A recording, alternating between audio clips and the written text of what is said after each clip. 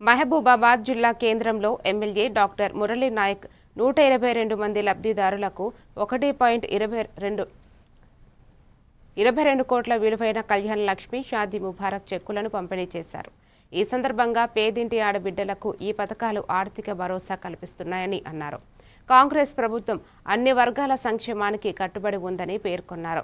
త్వరలో సీఎం రేవంత్ రెడ్డి మహబూబాబాద్కు రానున్నారని, జిల్లాకు వరహల జల్లు కురిపిస్తున్నారని తెలిపారు. ఈ కార్యక్రమానికి అదేవిధంగా ఇక్కడ ఉన్నటువంటి ప్రముఖులు చాలా మంది నాయకులు ఇక్కడ ఉన్నారు. ఇటువైపు మన కౌన్సిలర్లు శివకుమార్ గారు, ఆ ఊరికి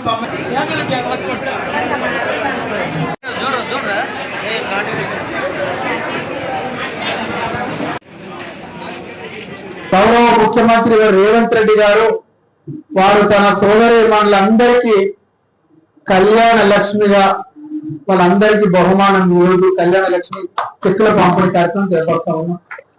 మన ప్రభుత్వం ఏం చేసింది, ఏం అభివృద్ధి చేసిందని మాట్లాడుతూ ఉంటారు మున్సిపాలిటీలో.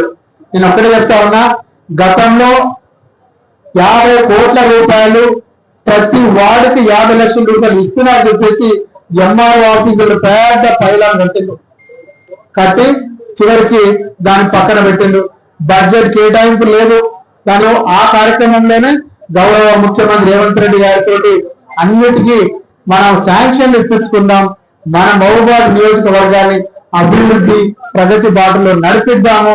ఇది నడిపించాలంటే చాలా పక్కగా పెద్దలను గౌరవించుకుంటూ మనం ఏదో ఆచితూచి మాట్లాడే సంస్కారం మన కాంగ్రెస్ ప్రభుత్వ రాజకీయ నాయకులే నేను తెలియజేస్తున్నా. మనం కూడా మాట్లాడచ్చు వాళ్ళలాగా బీదీ రౌడీలాగా బీదీ సంక్షేమాలను సరైన మార్గంలో నడిపించే విధంగా ప్రతిపక్షాలకు మనం వాళ్ళకు.